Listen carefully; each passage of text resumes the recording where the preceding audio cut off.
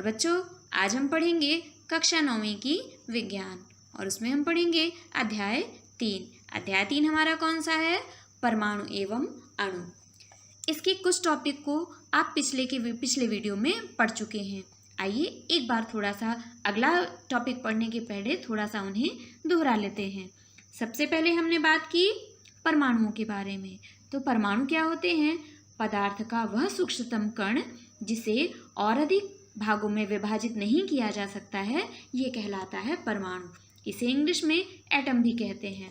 जैसे hydrogen, oxygen, magnesium, ये सभी परमाणु हैं।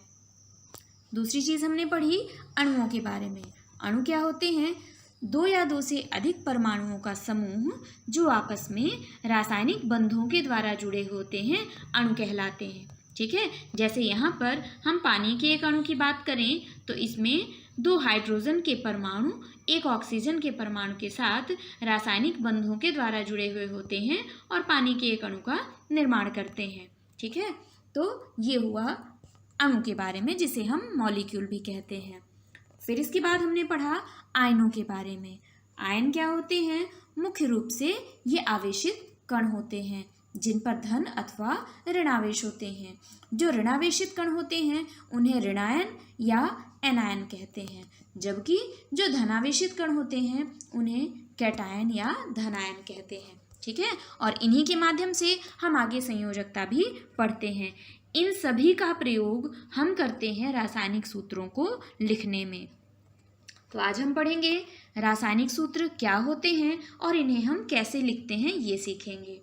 तो किसी पदार्थ के अणु को संकेत के रूप में प्रदर्शित करना ही रासायनिक सूत्र कहलाता है। ठीक है, और इसे अणुसूत्र भी कहते हैं। जैसे जल का अणुसूत्र H2O होता है। इसमें हाइड्रोजन के दो परमाणु ऑक्सीजन के एक परमाणु के साथ रासायनिक बंध द्वारा जुड़े हुए होते हैं। अब रासायनिक सूत्र कैसे लिखते हैं, आइए सीखते हैं। किसी यौगिक का रासायनिक सूत्र उसके संगठक का प्रतीकात्मक निरूपण होता है। भिन्न भिन्न यौगिकों के रासायनिक सूत्र सरलतापूर्वक लिखे जा सकते हैं, लेकिन इनके अभ्यास के लिए हमें तत्वों के प्रतीकों एवं उनकी संयोजन क्षमताओं का ज्ञात होना जरूरी होता है। और सबसे पहली चीज़ तो हमें तत्वों का संकेत भी याद होना चाहिए।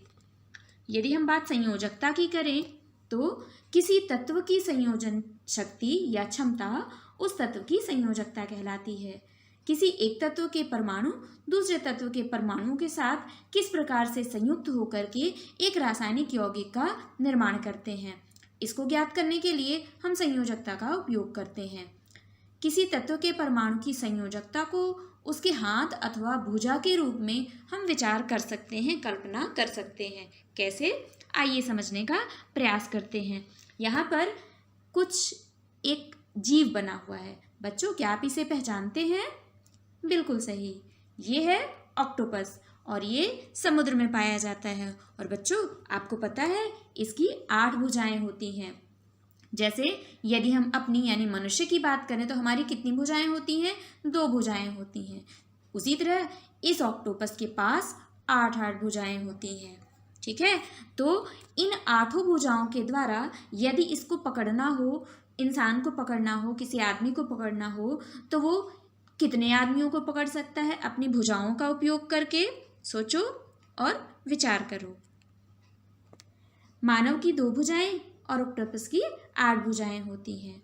ऑक्टोपस की एक भुजा मानव की केवल एक भुजा पकड़ सकती है। यदि ऐसा हो तो एक ऑक्टोपस को कुछ मानवों को यदि इस प्रकार पकड़ना हो कि उसकी 8 भुजाएं मानव की दोनों भुजाओं के साथ प्रयुक्त हो जाएं, तो ज़रा बच्चों बताओ कि एक ऑक्टोपस कितने आदमियों को पकड़ेगा, कितने मानवों को पकड़ेगा? सोचो। ऑक्टोपस की भुजा हुई 8 और मानव की भुजा हुई 2। ठीक है, तो ऑक्टोपस की 2 भुजाएं एक मानव को पकड़ेंगी, है ना। एक भुजा को एक ऑक्टोपस की एक भुजा पकड़ेगी, मानव की दूसरी भुजा को इसकी दूसरी भुजा पकड़ेगी। तो इस प्रकार एक ऑक्टोपस एक साथ कितने मानवों को पकड़ सकता है? 4 मानवों को। क्यों? क्योंकि एक मानव की 2 भुजा, तो 4 मानवों की कितनी भुजाएं हो गई? 8 भुजा। और ऑक्टोपस के पास तो ऑलरेडी कितनी भुजा हुई? 8 भुजा हो गई। ठीक है, तो यदि हम इसको सूत्र के रूप में लिखें तो क्या हम इसे OH4 कह सकते हैं? क्योंकि O के पास 8 भुजा है, वो इसकी 4 मानवों को अपने साथ जोड़े हुए है। तो कुछ इस तरह हम रासायनिक सूत्रों को भी समझते हैं। यहाँ पर आगे हमको एक सारणी मिलेगी पढ़ने को। आपकी पाठ्य पुस्तक में पेज नंबर 42 में वो सारणी दी हुई है और उसमें कुछ सरल बहुपरमाणविक आयनों की संयोजकताएं दी हुई हैं। अब संयोजकता क्या होती है, इसे हम कैसे निकालते हैं, इसका अध्ययन हम अगले पाठ में पढ़ेंगे। यहाँ पर दी हुई संयोजकताओं के माध्यम से हम रासायनिक सूत्रों को लिखने का अभ्यास करेंगे, प्रयास करेंगे। ठीक है, तो ये सारणी कुछ इस प्रकार दी हुई है। यहाँ पर जो पहला कॉलम है, यहाँ पर संयोजकता लिखी हुई है। ठीक है, अब यहाँ पर संयोजकता लिखी हुई है 1 2 3।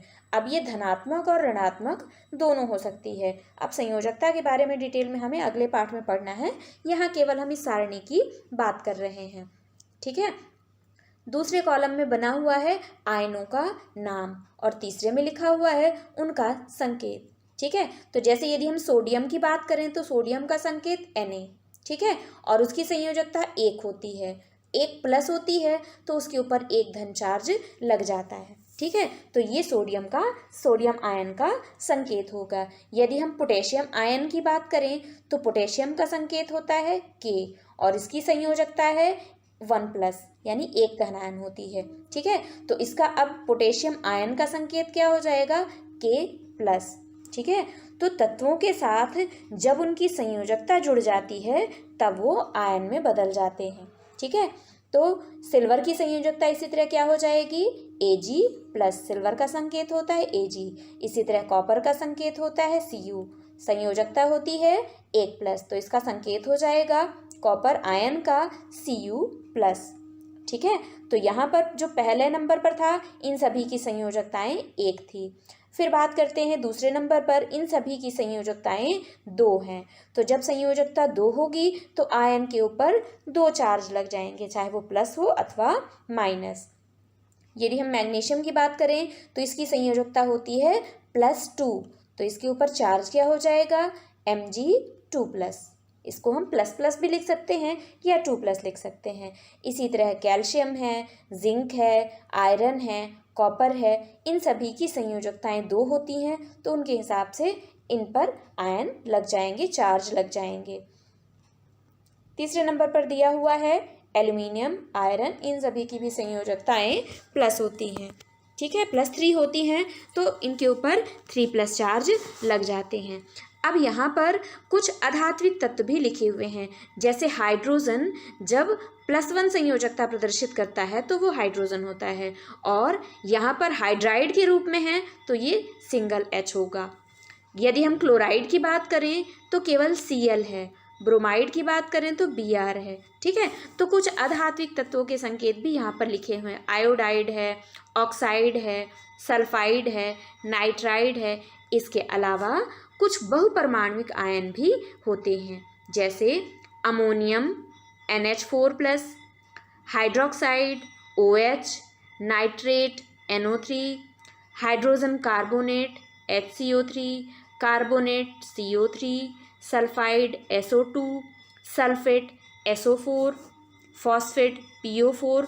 तो इस तरह बहुपरमाणविक आयन भी होते हैं जिसमें 2 या 2 से अधिक परमाणु आपस में मिलकर के आयन बनाते हैं। ठीक है, तो इन सभी का प्रयोग हम करेंगे रासायनिक सूत्रों को लिखने के लिए, इसलिए इस सारणी को समझना आवश्यक है।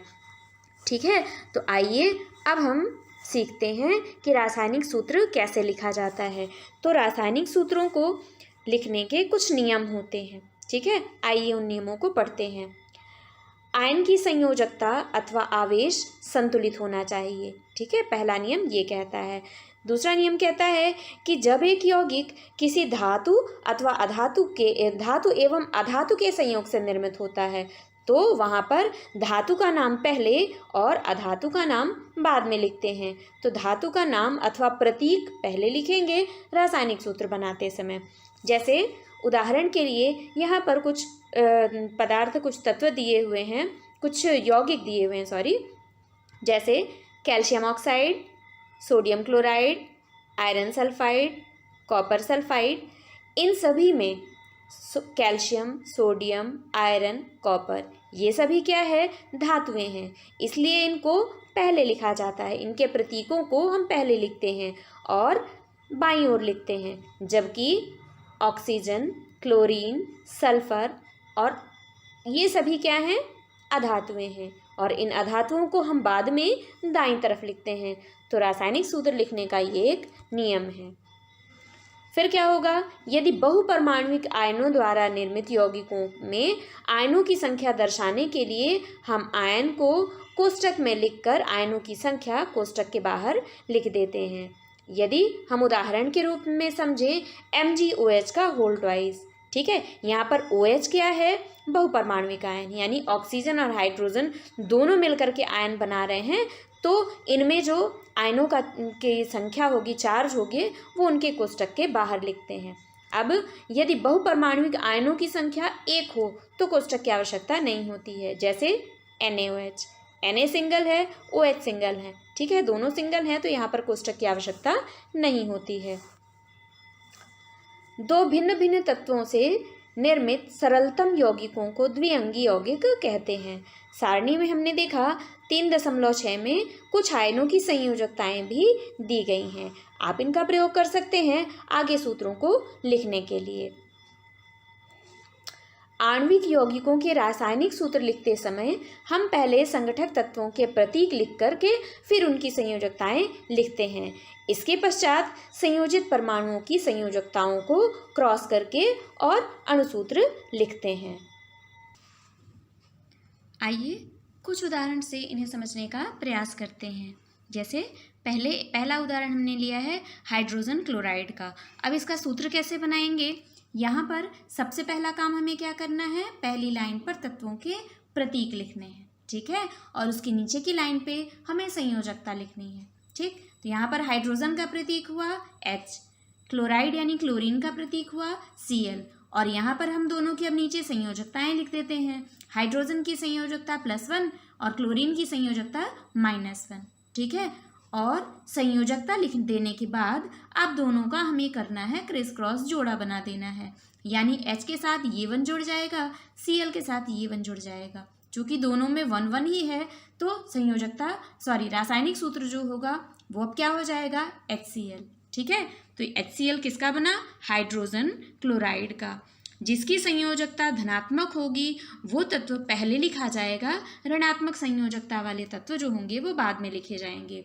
तो इस हिसाब से यहाँ पर क्या हो गया, HCl यानी हाइड्रोजन क्लोराइड। अगले उदाहरण को देखते हैं। दूसरा उदाहरण है हाइड्रोजन सल्फाइड का, ठीक है। तो हाइड्रोजन का पहली लाइन में हमें क्या करना है, प्रतीक लिखना है। तो हमने हाइड्रोजन का प्रतीक लिखा H, फिर हमने लिखा सल्फाइड यानी सल्फर का प्रतीक S, फिर दोनों की संयोजकताएं हमने लिख दी। संयोजकता क्या हो गई, पिछली टेबल में हम देख सकते हैं 3.6 में जो सारणी दी हुई है, तो हाइड्रोजन की 1 हो गई और सल्फाइड की यहाँ पे 2 है, ठीक है। तो अब दोनों का जब हम सूत्र बनाएंगे तो हो जाएगा हाइड्रोजन सल्फाइड, और H के साथ 2, S के साथ 1, तो सूत्र बन जाएगा H2S, ठीक है। तो ये हो गया पहला सूत्र हमारा हाइड्रोजन सल्फाइड का। अब आगे हम बात करते हैं कार्बन टेट्रा क्लोराइड की। कार्बन सबसे पहले लिखेंगे, ठीक है, उसका प्रतीक हो गया C। क्लोराइड इसका यानी क्लोरीन का प्रतीक हो गया Cl, ठीक है। अब दोनों की संयोजकताएं लिख दें। कार्बन की संयोजकता 4, क्लोरीन की संयोजकता 1, ठीक है। अब क्या करना है, अगला काम हमें इनका क्रिस क्रॉस जोड़ा बना देना है। तो CCl4, ठीक है। पहले हमने C लिखा, फिर Cl लिखा और Cl के बगल में 4 लिख दिया। तो हमारा ये रासायनिक सूत्र तैयार हो गया, कार्बन टेट्रा क्लोराइड CCl4। अब थोड़ा सा और आगे यदि हम समझें तो मैग्नीशियम क्लोराइड का यदि हमें सूत्र लिखना है तो इस समय हम धन आयन को संकेत के रूप में संकेत Mg2+ लिखते हैं। इसके पश्चात ऋणायन क्लोराइड Cl- लिखते हैं। इसके पश्चात इनके आवेशों को हम आड़ा तिरछा करके लिखते हैं।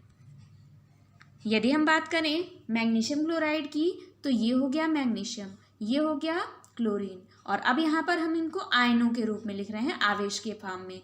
तो मैग्नीशियम पर कितने आवेश होते हैं 2+ और क्लोराइड पर 1-। अब वैसे ही क्रिस क्रॉस इनको जोड़ा बना देना है तो क्या हो जाएगा Mg और Cl2। ठीक है, तो ये बन गया मैग्नीशियम क्लोराइड। अब यहाँ पर हम क्या करते हैं कि इनके ऊपर चार्ज जो है वो नहीं लगाते हैं। मैग्नीशियम क्लोराइड के अणु में 2 क्लोराइड आयन, अब प्रत्येक मैग्नीशियम आयन Mg2+ के लिए होता है। इस प्रकार आयनिक यौगिकों में धनात्मक तथा ऋणात्मक आवेशों का संतुलन होना चाहिए तथा संपूर्ण संरचना उदासीन होनी चाहिए। यहाँ ध्यान देने योग्य बात यह है कि इस प्रकार के सूत्रों में आयनों के आवेशों को दर्शाया नहीं जाता है सूत्र लिखते समय। यदि हम बात करें एल्युमिनियम ऑक्साइड की तो बच्चों एल्युमिनियम का संकेत क्या हुआ Al, ऑक्सीजन का O। अब दोनों के नीचे आवेश लिख दें। एल्युमिनियम में कितना आवेश है 3+ है और ऑक्सीजन में ऑक्साइड में 2-। ठीक, वापस से सूत्र लिखते समय क्या करना है क्रिस क्रॉस जोड़ा बनाना है। तो क्या हो जाएगा Al2O3।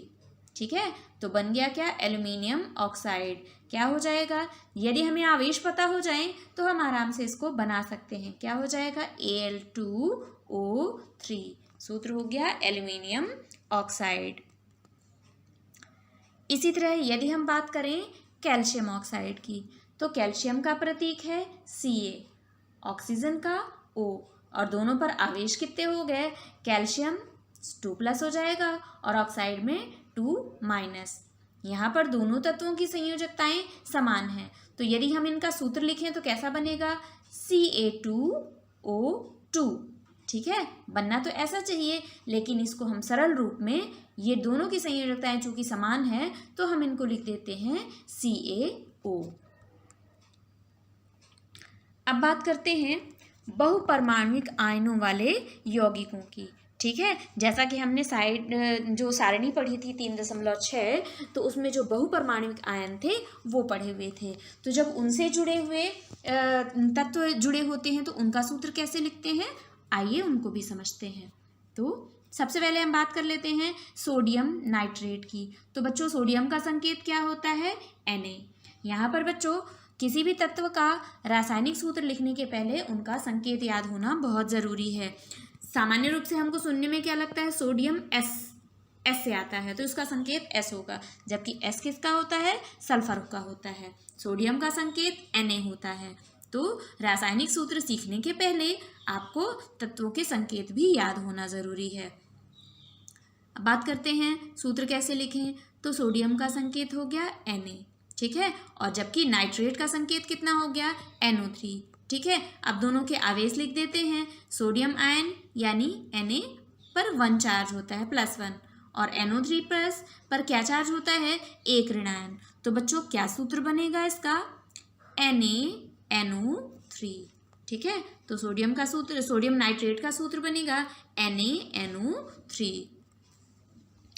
इसी तरह यदि हम बात कर रहे हैं कैल्शियम हाइड्रोक्साइड की। ठीक है, तो कैल्शियम हाइड्रोक्साइड में कैल्शियम का संकेत क्या हो जाएगा Ca और हाइड्रोक्साइड का OH। ठीक है, और यदि हम आवेशों की बात करें तो Ca में है 2+ और OH में है -1। तो अब सूत्र कैसे बनाएंगे, सीधे क्रिस क्रॉस CaOH का होल ट्वाइस। यहाँ OH एक साथ है इसलिए कोष्टक के बाहर 2 लगा देंगे। तो सूत्र क्या बन जाएगा CaOH का होल ट्वाइस कैल्शियम हाइड्रोक्साइड। पढ़ते हम कैसे हैं CaOH का होल ट्वाइस, कोष्टक के बाहर 2 है तो इसको हम होल ट्वाइस पढ़ते हैं। यहाँ ध्यान देने योग्य बात यह है कि कैल्शियम हाइड्रोक्साइड का सूत्र CaOH का होल ट्वाइस है, ना कि CaOH2। जब सूत्र में एक ही आयन के 2 या 2 से अधिक आयन होते हैं तो हम उसे कोष्टक का उपयोग करते हैं उसके लिए, और यहाँ पर OH को कोष्टक में रखकर पदांक 2 लगा देते हैं, जो यह निर्दिष्ट करता है कि एक कैल्शियम परमाणु के साथ 2 हाइड्रोक्सिल समूह जुड़े हुए हैं।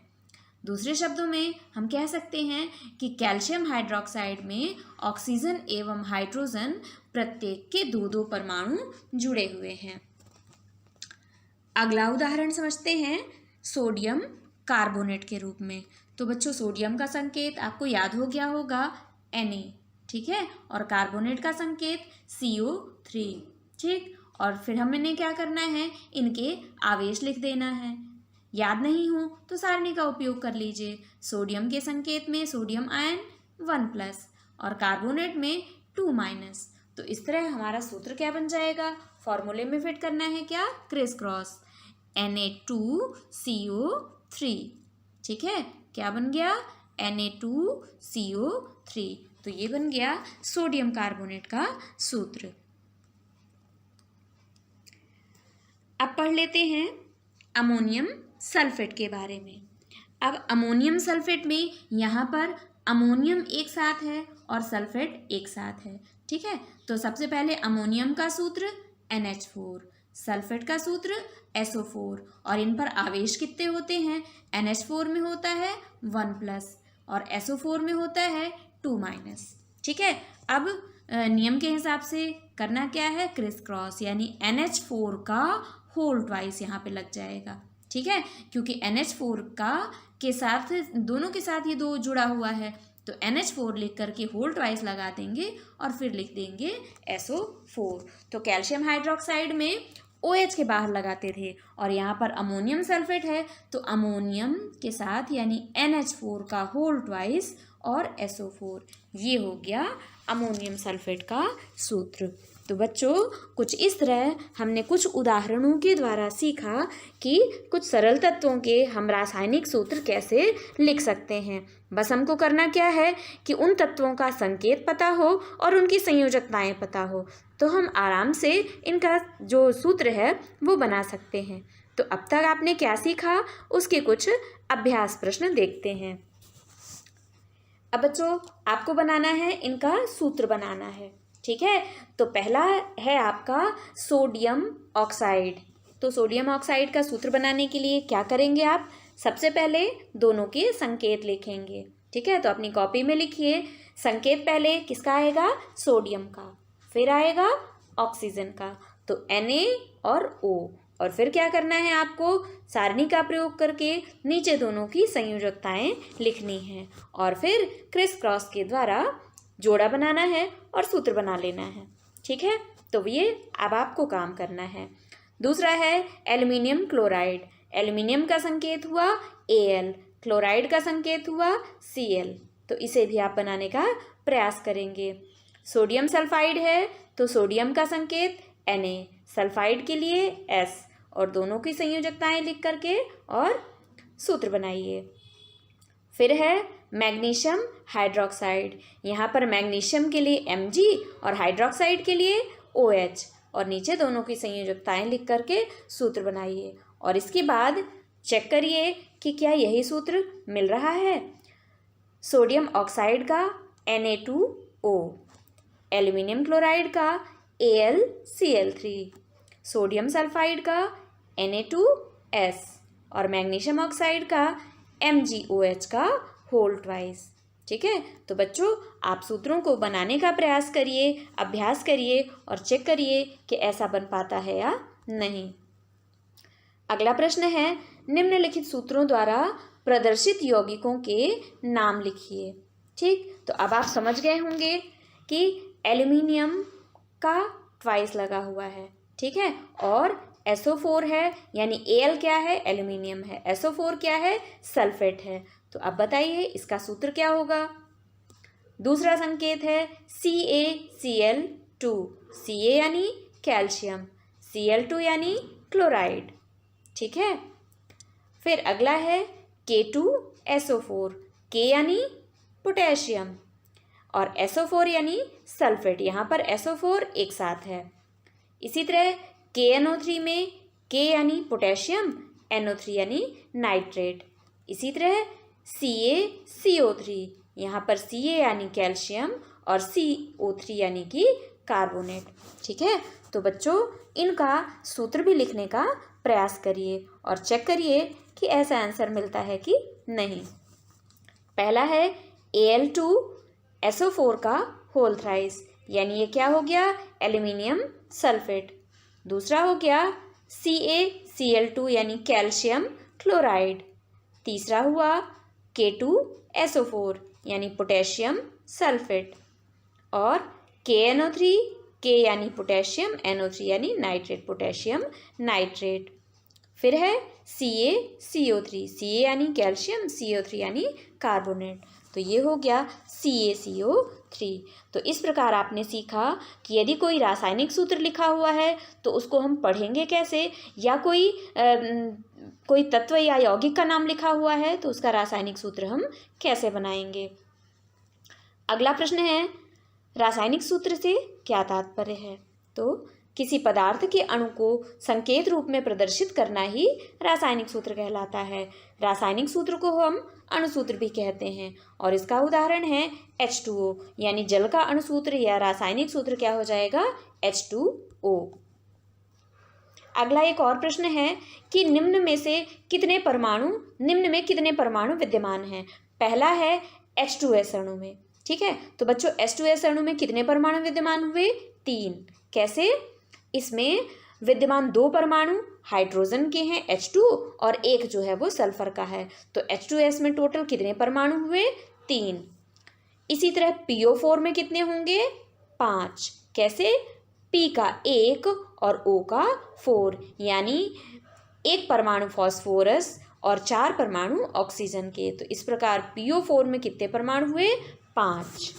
ठीक, तो बच्चों अब तक आपने सीखा कि कुछ सरल तत्वों या कुछ सरल यौगिकों के रासायनिक सूत्र हम कैसे बनाते हैं, कैसे लिखते हैं, उनको समझने का प्रयास किया। एक बार आप अब इसे अपनी पाठ्यपुस्तक से भी पढ़ के और अच्छे से समझने का प्रयास करेंगे। आज के लिए बस इतना ही, धन्यवाद।